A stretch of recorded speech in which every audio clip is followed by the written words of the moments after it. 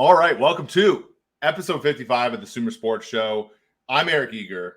I'm joined not by Thomas Dimitrov, but by Parker Fleming, one of our extraordinary data scientists at SumerSports. If you are a fan of this podcast, you have listened to Parker host the show on a number of occasions, but today we're hosting it together. Parker, how you doing today? I'm doing great, man. Win totals are out for college. I've been doing some G5 research this weekend. It's been a lot of fun to look into it. So it's a good time of year. Football's getting closer every day, man. Yeah, for sure. I wanted to talk to you about college football today. Because look, my normal co-host Thomas Dimitrov is not a bettor. He's not a fantasy player.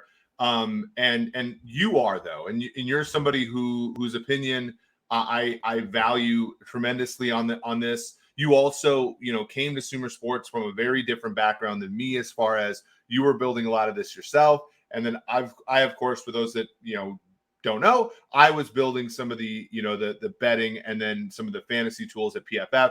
And so I approach things from my perspective, and I always sort of look whenever you are handicapping, gambling, playing fantasy football, whatever. You do have to have like a Rolodex of people that you trust, or that you respect, or trust and respect, that you look at their numbers to make sure that you're sort of on the right page, right? And so for those who are listening to the show, what we're going to do today is sort of go over kind of all of the things that go into modeling college football, and from a betting and fantasy and also just like an overall enjoyment perspective. And the first thing I want to ask you, Parker, how did you get into college football, and how did you get into college? Because honestly, like, obviously this is where, sort of on Twitter and stuff, you kind of made a name for yourself. Like, when did you get into like college football and then college football gaming specifically? Yeah. Been a fan obviously my entire life. But like kind of in that, posts in my like first couple of grad classes, I didn't have a lot of math undergrad. So I took like 7 or 8 math classes over the course of 2 or 3 semesters to make up and get enough credit so that I could continue grad school. And being bored in those classes was like, how do I stay sane? How do I like learn this stuff, but also use it? And so started to kind of get into football and just started trying to ask and answer interesting questions about football with some of the math stuff I learned, talked to, friends and guys like Brian Freemow and, Bill Connolly, among others that do great analytics work. And in talking with them was like, all right, I'm just not satisfied. I think I want to make my own numbers. So in conjunction with wanting to learn the statistical software R and get away from the dinosaur that is Stata that I used in all my econ classes, I just kind of started putting some of this stuff together, and really was writing about TCU specifically. My friend Jamie Plunkett and Melissa Triebwasser ran a TCU blog, and they were generous enough to let me, put all my weird ideas about football up there. And then you start to say, all right, let me preview TCU's opponents. Well, to know how good they are, I need to know how good their opponents are, and I need to know how good their opponents are. And so I just kind of built out a model, started posting and tried to create tools that I thought were interesting about the game. And then it turned into, hey, I think I can do pretty well against some numbers. And so all of it was just kind of, I'm interested in this. I want to know things. I'm asking and answering questions that I think are relevant to me, and other people found them useful too. Yeah, that's awesome. I think that, college football is such a great sport because you have the regional aspect to it. So you can be a person that bets at just FCS, or you could be a person that just bets, Big 12 or Big 10, or you can like the sport sort of globally for how it works as a breeding ground for the NFL and NFL draft and that sort of thing. So there's a little bit of something for everybody. It's also beatable, right? It's also just more beatable, I think, than the NFL, but it takes some work. So here's an example of something like, and I want to see how you tackled this, but when I created PFF Greenline, I first started with the Massey matrix. I still started with the Keener matrix. By the way, James Keener was like this mathematical biologist in the same field as me, had randomly written a paper about pairwise comparisons in sports that I read. That was like the 2016 PFF betting picks, that we posted that year, had that model kind of as one of the cornerstones. Then I sort of transitioned into an ELO-based system where essentially with the PFF grades, what I did was I tried to reverse engineer what I thought the score of the game should have been based upon how the players graded. And I think, we talked about this on our broadcast the other day, which we're going to do more of those. We did the XFL broadcast live. You and me and some friends hung out and talked about that. But so I built this ELO system for college football, and yet my first year, I don't feel like I completely captured some of the things that mattered most in college football, which was like the differences between conferences. And so, for example, in an ELO system in the NFL, you would regress to the market if you change quarterbacks, if you change head coaches, and you would just regress to the market almost every year just because of the way things occur, right? Like at the beginning of the year, there's so much more uncertainty. As the season progresses, you lose some of that uncertainty in team strength. But I didn't even think until maybe year 2 to regress everything, not to the mean of college football, but to the mean of each conference. And then eventually I had to be even more sophisticated because there were obviously non-conference teams like Notre Dame and UConn and stuff where you would have to like regress them to a certain different type of mean. And so can you like expound upon this idea of like how hard it is to deal with the fact that if you were to make a matrix model for college football, it would fail because it would not be an invertible matrix. There's just not enough connectivity between teams over a reasonable time frame. It's just a crazy hard problem. Yeah. Like I try to like do like a simple rating system, just like a matrix of opponent rankings based on score or whatever. And you just have to like set warnings to off on your R console because it's just going to spit out and be like, matrix is not definite. Matrix is not definite because it is an incomplete matrix and you don't have full nodes of comparison. And so what really gets highlighted is history and program and coaching and talent matter a whole lot more to kind of inform some of those gaps. And what's interesting about college football is you do have just not only a diversity of like talent physically on the field. They're a team like Georgia and James Madison are not playing the same game, right? Frankly, that doesn't mean that on any given Saturday something crazy could happen and James Madison could potentially maybe pull something off. But generally, we kind of know how that's going to go, right? And so you have some of these priors that are really, really well founded. Just based on talent, based on coaching continuity, based on development cycles that can kind of inform, okay, Oregon State and, Georgia Tech are not going to play and they don't have any common opponents and there's not a lot of crossover between the Pac-12 and the ACC. How do I make an informed guess about this? And so you've got to kind of fill in the gaps. A lot of people with college football will do some really fun stuff with, arbitrary weighting or like percent of yards for opponents and all this to adjust. There's definitely some art, in that kind of adjustment for opponents and how you put all this together. And I think that the biggest thing that a lot of people don't account for is not just the diversity of talent, but like the stylistic heterogeneity. Like it's not just that teams are better than others. It's that some teams are really good at passing on offense, Tennessee, Washington. Some teams are really bad at passing defense, Oregon, Tennessee again. And that matters depending on who they can play. So you've kind of got to do this like puzzle piece thing to be, all right, so what's my prior about how good you are in the offseason? Because I've got to have a good starting point there. And then does it matter if you're better at rushing or passing? Does it matter if you're better on early downs, late downs? How does that predict? And so you've got to do a little bit more slicing and dicing, I think, necessarily than you do in the NFL to kind of create some sort of reasonable expectation. Not to mention you have to bet at, 12:01 on Sunday morning if you want really an edge in college football these days. So it's definitely an interesting problem. And I've tried to go about it a couple different ways. And I think it's certainly an open question. I'm above 50% the last couple of years with just a total empirical model that doesn't account for injuries, doesn't account for weather or anything like that. Some obvious kind of low hanging fruit stuff in college football that's hard to do empirically with the data. But it's a more fun problem than the NFL to me, just because there is so much disparity. Like a lot of people will pick their games, and I think that a lot of times you need to take your lumps, and like you need to lose those MAC games on Tuesday night where nobody has any idea what the hell is going to happen. You got to put your model on those too, and take the lumps sometimes and count those in your record. Well, I feel like It's you're so right. Like in a weird way though, I feel like the MAC is where I've done really well just because I had the empirical grades and stuff at PFF, and like I kind of figured out that puzzle. What you're talking about, which is like, think about it this way. So let's say you have a model for offense and defense and it's passing and rushing, right? And so Yeah. A naive model would say, okay, I take my passing EPA and again, adjust for opponent, do anything, munge that data, right? But I have my rating for offensive passing. And then I have my rating for passing defense.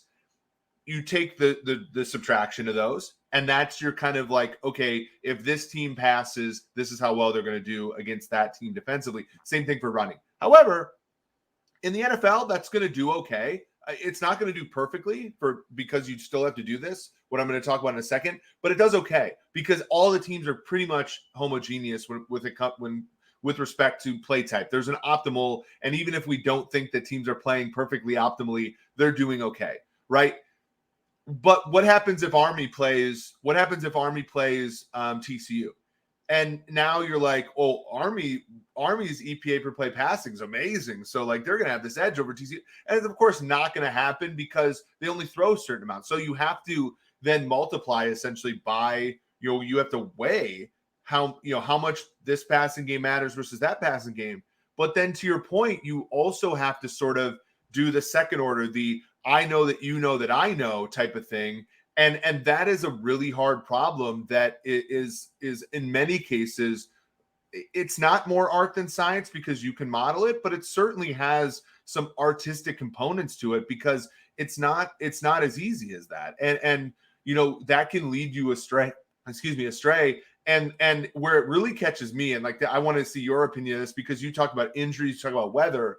Now, you can subscribe to a weather service. We do at Sumer. We're going to have our models sort of hooked up to that. But when it comes to like players, right, the NCAA doesn't have, like, we all know that the injury report, we're all adults here. We know that the injury report for the NFL is for gambling, right? And it's the college football has no such thing. And in fact, I think if you subscribe to a service like RotoWire or something like that, you're almost worse off if you use it in your models because it's so asymmetrically reported that if you account for injuries on one side of the ball and don't account for injuries on the other, you're going to be more wrong than if you just don't account for injuries altogether. So that really, when I think about like bowl games, for example, Parker, give me an idea of like sort of how hard that is because you almost have to throw all your fundamentals out of the window because you don't know who's playing. Yeah, I mean, I put the numbers out there and get killed, especially the last 2 years have gotten killed on bowl games, not because my ratings are off, but just because like there's no possible way that you can account for who's going to play. Cause some of those guys don't even know until the day of. And some of that matters a whole ton. And yeah, the injury thing is really interesting because I mean, with college and these guys being so volatile, like you don't know which quarterback's girlfriend broke up with him that week. Like there's stuff going on, who had a really hard exam and wasn't focused in practice. There's stuff like that you just can't get at the individual level, obviously. And so I tend to believe that it does come out in the wash more or less. And if you're personally betting, you can, I mean, I would look at a lot of people's numbers and be like, all right, what do I think about this? And then if you have the informational edge, you could do something with that. But yeah, the non-standardized injury reports are hard because you may get into a game and not hear that a guy is hurt at all. And he only has 3 carries when he's been averaging 21. And that's an entirely different thing. Or, wide receiver drops 3 passes because he has a broken hand and he's trying to play through it. Like that's just stuff that you have to deal with in college that you just kind of got to take it on the chin there because you can't really do a lot without the standardized injury reporting. And, talking about college football and football in general as like a weak link system. I mean, you've seen teams that run mostly inside zone. They're playing a team that has a backup defensive tackle in, and they switch to all wide zone and play action. And like, they're able to focus on different strengths to target one guy. I think in college football, a lot of times you can look at like a big busted play and say, oh, this guy got hurt on the play before and went out and they went out as backup. And that's going to determine the outcome of the game. So it is a lot more volatile. I think your margins are a lot thinner just because it is so much more uncertain without knowing who's going to play when. And in terms of rushing and passing, like you do have to think about selection. If you overvalue these teams that are going for it on 3rd down and 4th down a bunch, if you overvalue that relative to early down success, you're going to predictively overestimate a team who is just getting by on getting by. and gets a big EPA boost from converting, a third and 2 into a first down or whatever. When in reality, what's going to be more predictive is how do you avoid those 3rd and 2s? How do you do on those early downs? And so it's not even just the pacing and the style of playing an Army, for instance. It's knowing when Army scrambles on first down versus when their quarterback runs on 3rd down, which one of those is going to give me more signal about how they would do on a per play basis against an average team. And it is hard. I forget who at Sumer I was laughing about with this, but we had some internal tracking metrics, and it was like all of Air Force's receivers were at the absolute top because they all have like 1 reception for 97 yards. Right. And it was like that problem exactly there is you do have to adjust for kind of the total volume and the consistency and the situational aspect of it, in addition to almost a blind, throwing blind darts for who's going to play what given weekend. Yeah, for sure. And we're going to talk about some of those like cornerstone metrics that you developed in a second here. But first, I do want to talk. We want to thank you for joining the SumerSports show today. By the way, you can subscribe to us, rate and review on Apple Podcasts, Spotify, YouTube. We'd love to get you to be a part of our YouTube community as well. SumerSports.com for sort of all of your favorite analytical content. We took a little bit of a break after the draft, but we will be back to producing some really good content pretty soon here after the draft. We also have a couple sponsors that will be joining us basically either next week or the week after. And we're really excited about that, people joining the Sumer family. Let's go ahead and show. Now, this is an example, Parker. This is sort of, I think, where a lot of people sort of, when we started posting game predictions at Sumer, people are like, wait a sec, this is Parker stuff. And we're like, yeah, it is Parker stuff because he created it. This is shout out to a lot of my friends who got in Sumer's mentions like, hey, did you guys just copy this? And I had to say, nope, this is me. I did this. I posted this willingly. Yeah, for sure. So this is an example. And look, like, the market had the spread 13. You had it somewhere closer to 11. Like, that's not actually like, one of the things in gambling to realize is like, know the value of a point. Like 13 is probably, 13, 12 and 11 are not worth that much in college football. So just know that. And a lot of people would have liked the under in that game. That's not really where I want to go. I kind of want to go to, Parker, if we look, let's say at TCU for right now, like if we go down the column on TCU, you go ahead and explain sort of the metrics that you're using. Because to me, I think when somebody's trying to build a model, they sort of have to get the right features. And to me, this has a lot of the right features. Yeah. And again, this is the whole goal of this is to be a one sheet. So you can look at the matchup and say, what do I need to know? What do I need to look for on the field to understand how this game's going to happen? I used to post these like back in 2019, 2020 without a score prediction or a win probability. And people were just, every week clamoring for it. So it's like, all right, I'll give the people what they want and throw that. But I do think that the projected points and the win probability are tertiary concerns to me on this. So the way that we start is kind of like, this is like a walkthrough of how I think about a game. And so we start on that left column right underneath TCU. You have your EPA margin. So again, per play efficiency, how much value on net are you adding? Offense versus defense. It's weighted slightly more towards offense, just again to kind of calibrate the predictive power. And so you see the raw offensive and then the rank there next to it. Same with defensive in the rank. So TCU 0.129 is 17th in the nation, and negative 0.006 is 50th in the nation. Darker blue is better. Darker red is worse. And so we start with just basic efficiency. That's a good overview, kind of a team strength, right? Georgia's 2, TCU's 19. Sounds about right. And then I break it down into success rates, which are just binary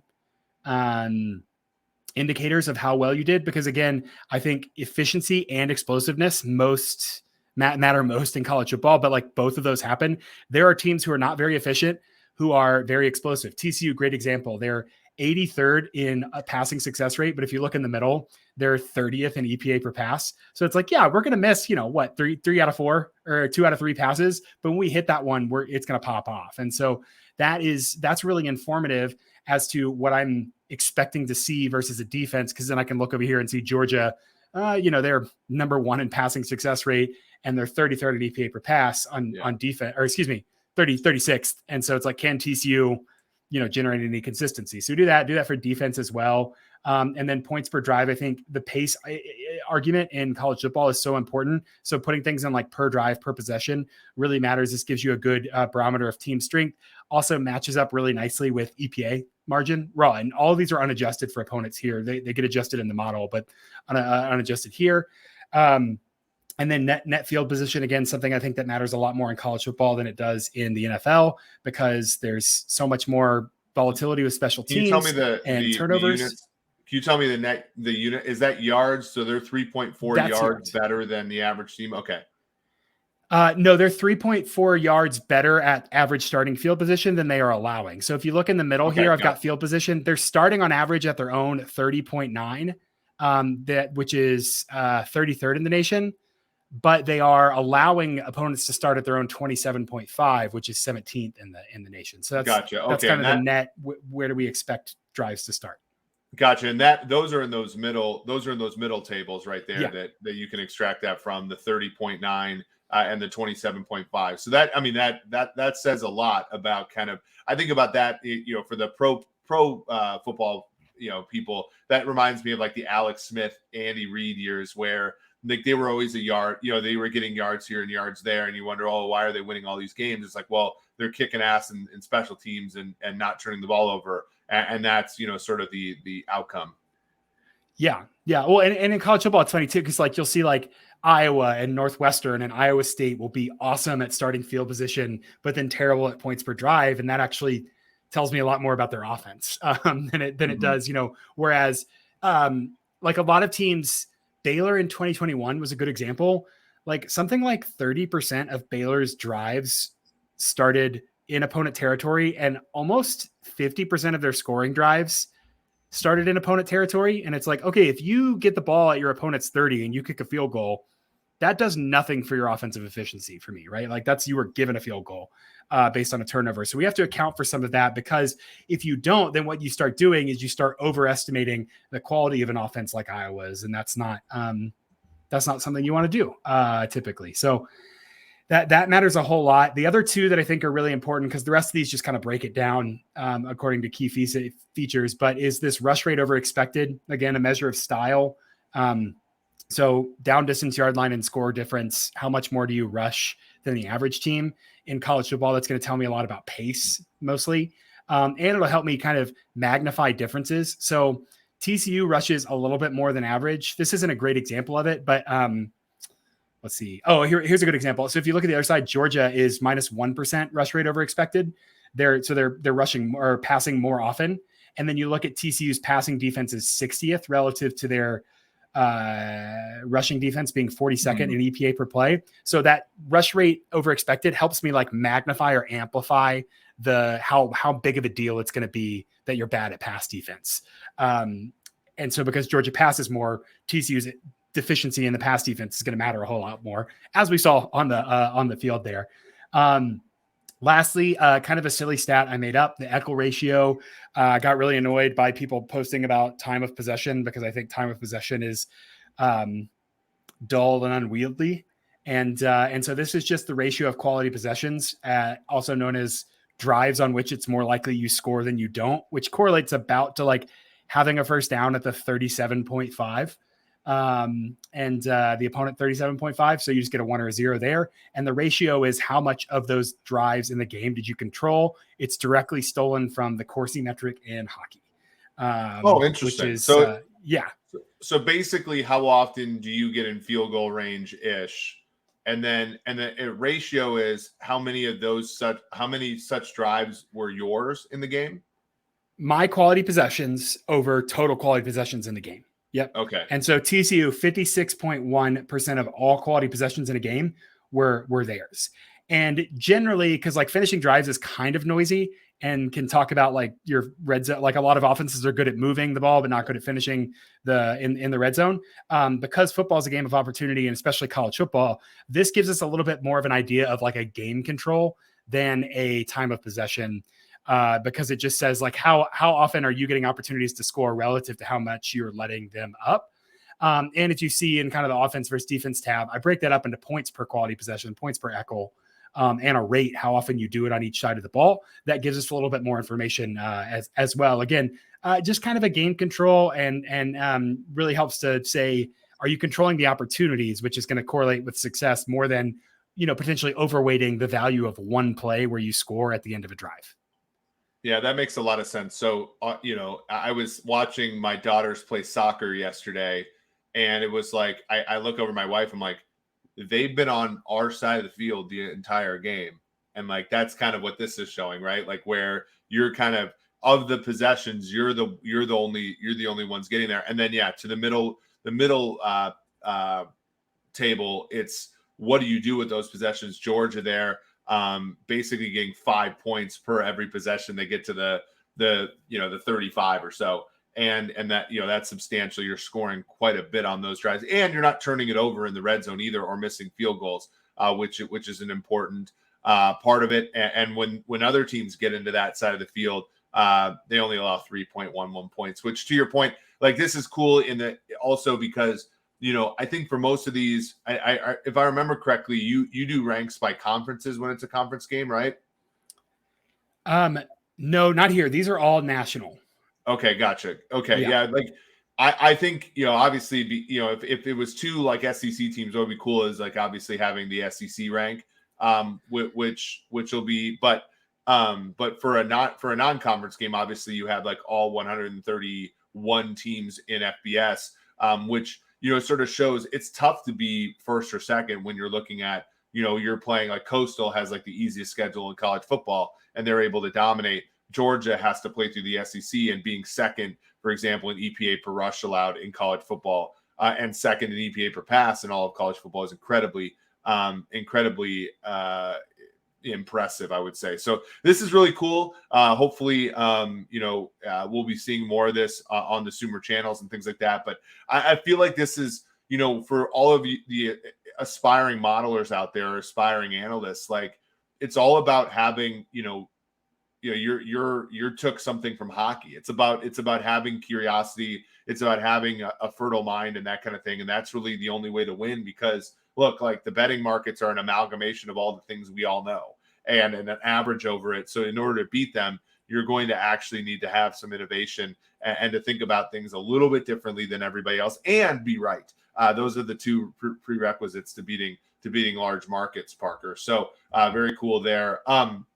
When it comes to player evaluation and player valuation, tell me a little bit about your experience and kind of where you see the future going in college football, because it's going to be important now, right? When we think about NIL, we think about the transfer portal. We're literally, we were at that conference in Columbus at Ohio State, and we're literally, having NIL people come up to us and ask us for our, because it used to be in the NFL, you valued players in the free agency market, and like that's how you came up with expected contracts and all of that kind of stuff. But now you have to value players in college football because Jordan Addison is worth a certain amount, and it might not be necessarily an efficient market yet, but I bet you it's directionally correct.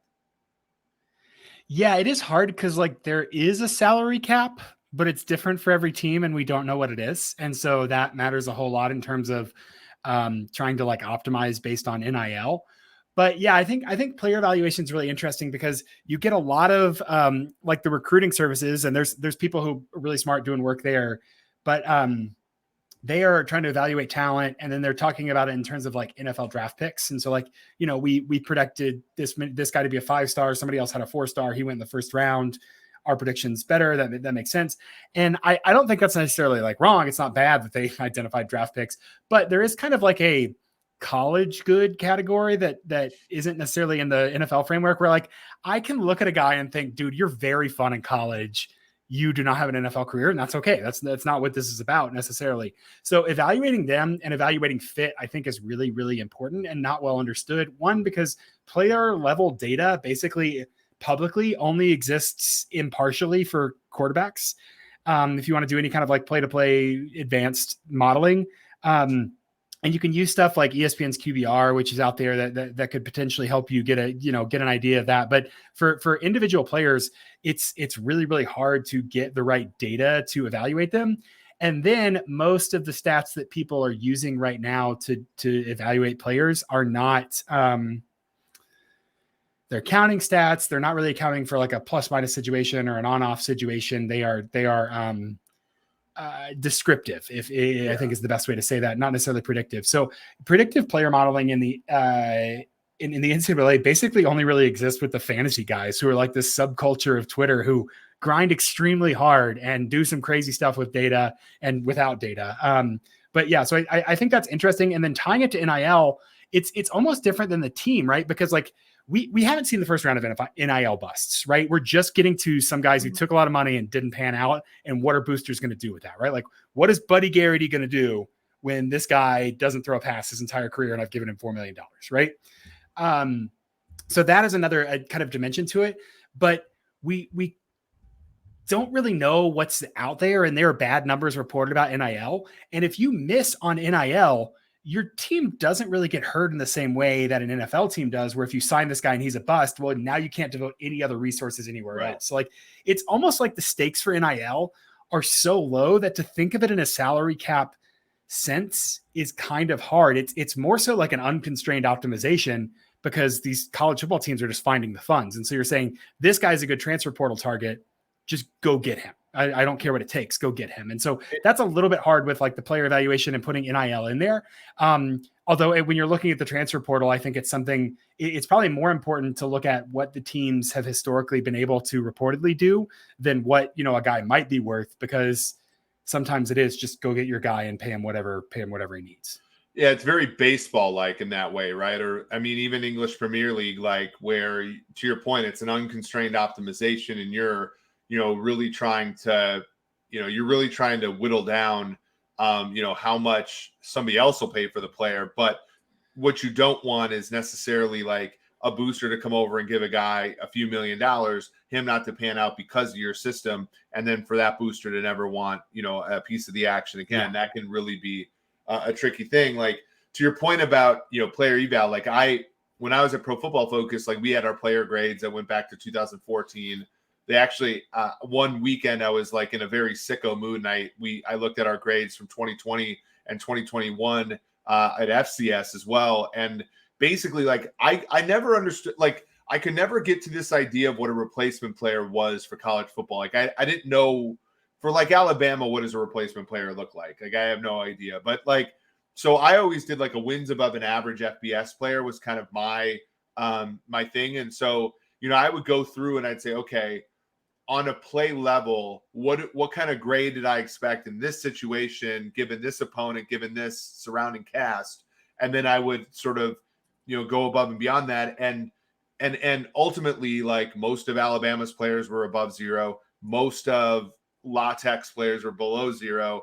And it gave me a decent idea of who was going to get drafted where. Like I'll post to the article here. I don't necessarily want to get PFF to click, but like, it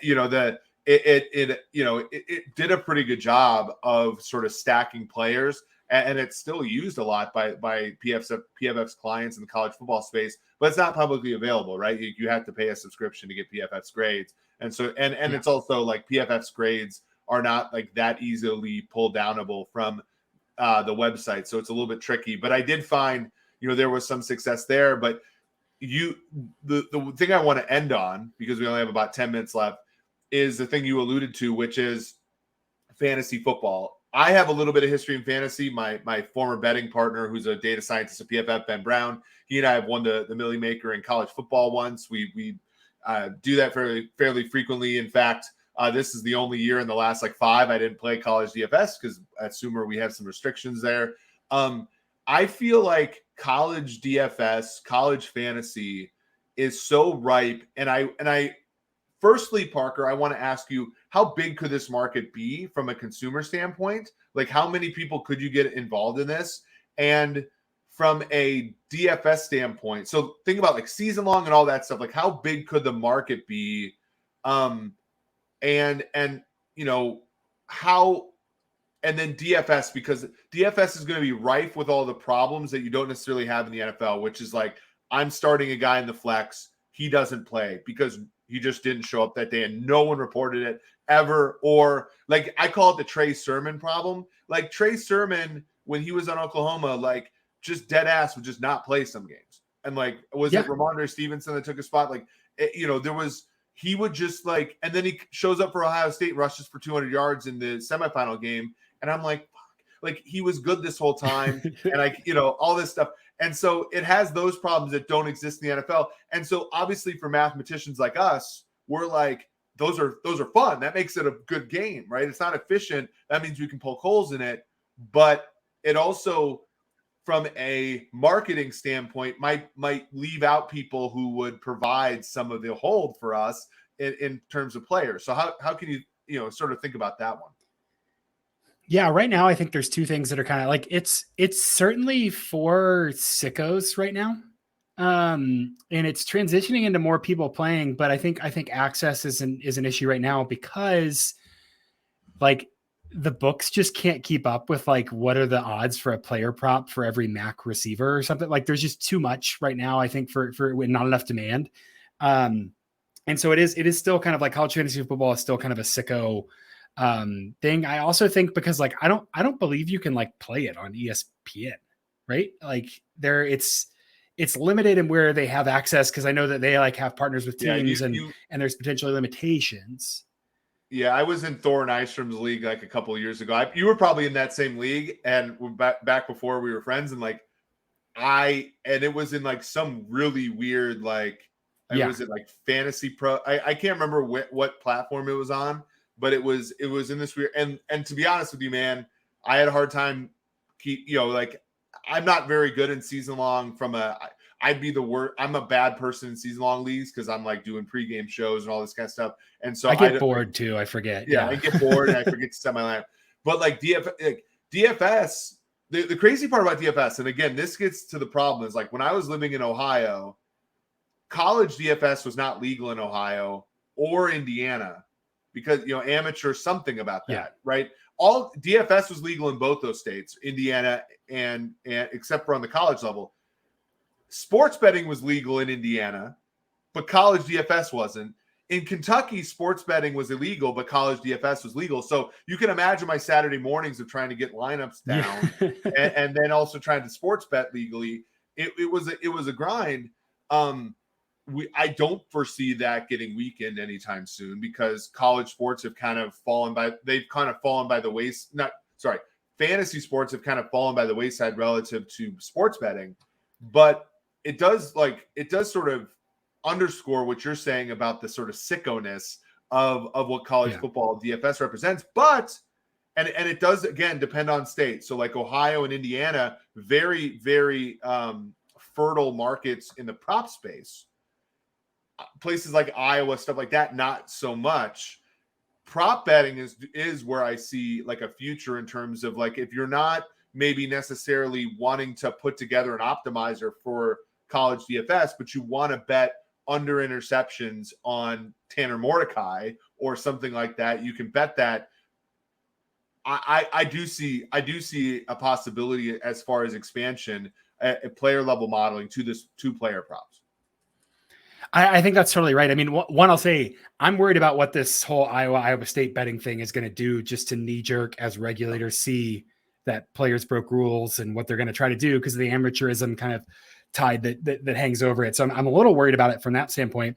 And I will say like for the season long stuff, again, some guys I respect are not doing any kind of optimization. They're doing, here's a bunch of average draft position lists that other people are making. And I'm going to say, is this guy over or undervalued? And then they optimize based on that by hand. Like these guys are just doing a ton of grinding, a ton of opportunity kind of research like that. As for props, I think that's interesting. That's probably again with the like the heterogeneity of style, that's potentially really, really exploitable because it's really, really hard to do. But it is also subject to, hey, I had, X amount on this guy and he's in a boot 13 minutes before the game and I can't do anything about that. So like that kind of uncertainty, I think is significant enough that it's going to be really hard to see how they can do that consistently. But player props, I think right now, the people that are doing them well that I follow publicly are doing a lot of, well, team X allows this % of yardage, team Y gains this % of yardage. So I'm going to go over on this guy and that kind of stuff. So I think it could be more rigorous and empirical with, and again, the issue is data, right? Some of these guys I know are like copy and pasting from Sports Reference and putting in Excel and all this stuff. It's hard, man. So I think there's plenty of opportunities as data maybe gets more accessible. I don't know if it's going to, but that's the big issue right now, is like really hard to do an empirical player prop market, just because publicly you got to shell out if you want data for that. And it's pretty hard to do. Well, and the thing about, so yeah, what Ben and I used to do, was like, what was really nice about the college DFS market, it was they have what are called slates, right? So, you know, as anybody who knows, anybody who's sweated out 60 games on a Saturday because their product was on the line or whatever knows, like, there's 60 games on a weekend, or, you know, on a weekday on Saturday, but the DFS market only contains about 10 of those games. And so when you're looking at all the manual things that need to go in, no human is going to be able to manually adjust 60 teams worth of shares and injury grinding on. But like in a 10 or 12 game DFS lineup, you can't. I mean, it's possible. It's the same thing you do in the NFL. And so you can do that, but then that don't, like, from that kind of modeling, because, you know, let's face it, like, you know, prop modeling and fantasy modeling are the same thing, except for one has a more granular distribution than the other, right? If you're going to bet over 17.5 yards, you need to know, you know, basically like the probability mass surrounding 15, 16, 17, 18, 19, 21 yards, and then, you know, determine whether or not the price is worth betting. Like that requires you to have a projection for that distribution, which is the same process that you'd have in modeling fantasy. And so it restricts your market, to your point. And yeah, it's a hard problem, but because of that, I think they're beatable with the right data and the right analysis tools. It just, you know, and there are small little markets. Like I wrote an article on PFF a couple of years ago about if you just use turnover worthy plays, and it's sort of the same exact thing as like if you're betting soccer and you use expected goals and goal differential, you can sort of build a curve that does better than either one individually. If you go to PFF and use turnover worthy plays as well as interceptions and kind of build a regression and then like a negative binomial and all that kind of stuff, you can beat interception markets. Now, your book's going to, you know, if that's the only thing you're betting and you're constantly like just pounding them on interception props, you might have a problem with being limited and stuff. But at least if you want to take a little bit of money at the very beginning, you can do that kind of thing. So I think what's really cool and like why I want to do this podcast with you is like there's so many opportunities. And I think at SumerSports, we're sort of, you know, continuing to build a public face. We're kind of, you know, like easing ourselves into gaming and fantasy and stuff. I wanted to talk about this because I think that, you know, in the NFL, it's more for fun and, you know, you can still grind out an edge. I think in college football, there's real opportunity to sort of have an edge and to exploit it.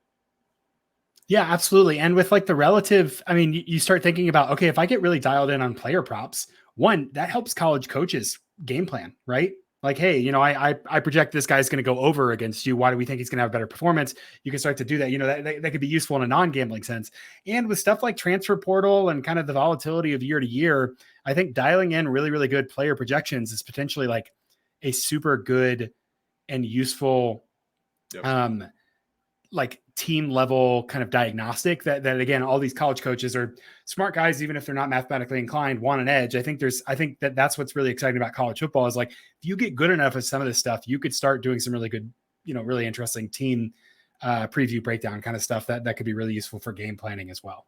Yeah, for sure. And I think it's, to your point, there's so much opportunity. And I also think this, like, you know, you are a teacher. You have your PhD, by the way. We congratulated you on air a couple of weeks ago, but I'd like to congratulate you again. Welcome to the Illuminati of PhDs, as it were. You know, we've taught before, and there's a lot of like educational research suggesting that if you have skin, if you gamify learning, you know, you put skin in the game for learners, they learn the game better. And I feel like my journey, because I'm different than you. Like, I loved NFL football. Like, you know, we chopped it up at the office. Like, I know a lot about NFL. I was never really like, I watched Vince Young against USC in 2005. Like I've watched Adrian Peterson against Boise. I remember that, you know, that upset and all that stuff. but like from like a nuts and bolts of like college football, like I didn't watch a ton of it. I played in college, and like so I the only college football I watched was Timmy Chang in the midnight game, because that's when I would wake up from my nap. And so, but like putting a gambling and fantasy spin on it has helped me learn the college game and helped me enjoy it so much more than if I just was an observer and stuff.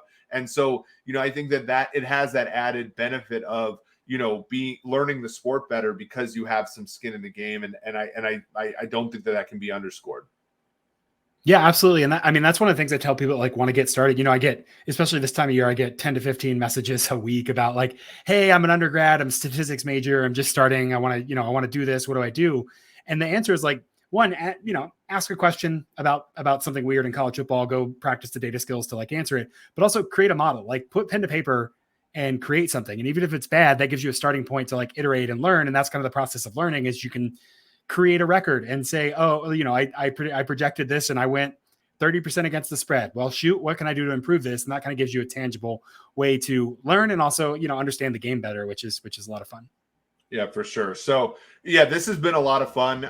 We really do appreciate you all coming. Our Dean, one of our very loyal listeners, thanks for the content. Great show. We really appreciate you. Actually, there's a question here from OA. When is the O'Reilly Football Analytics book scheduled to come out? Well, my book is coming out in September, October. So, but you can pre-order it on Amazon or Target.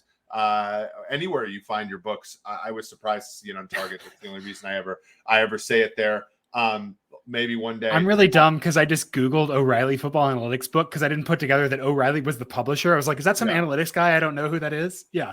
Yeah. So that's the book, that the Football Analytics with R and Python, that my colleague Richard Eric, or my former colleague when I was a mathematical biologist, Richard Erickson, and I are writing.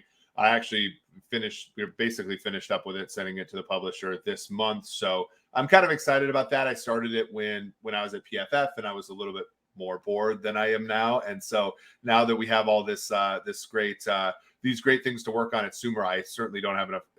I wouldn't have agreed to write it had I been at Sumer. But when I was at PFF, I was a little bored. No disrespect to them, but that's why I decided to do it then. And I was too far in by the time I joined Sumer, so I kept going with it on nights and weekends. So, but anyway, we really appreciate you all coming. I really, this podcast, I know Thomas is out this week, so you're going to get Parker and you're going to get Adam Vonderhaar, who is a past award winner in the Big Data Bowl, formerly of the Dallas Cowboys, currently of SumerSports. He and Parker are going to talk about what working for a team is like. That's going to be Wednesday. What I love about this show is all the stuff you get on this podcast is stuff you can't get on another podcast, including this discussion that we just had, which is a lot of fun. I really appreciate you, Parker, for filling in for Thomas, and we got to talk about something me and Thomas would never talk about. So I'm happy about that. So as I said before, really appreciate you for coming. Apple Podcasts, Spotify, wherever you find your podcast, please subscribe, rate, and review. Follow us on YouTube, subscribe, hit the like button. All those things help our show grow. Tell a friend about this show, because when we hit it big, you will be able to tell them, I was there first. I was one of the initial SumerSports show fans. So for Parker Fleming, this has been Eric Eager. This has been episode 55 of the SumerSports show.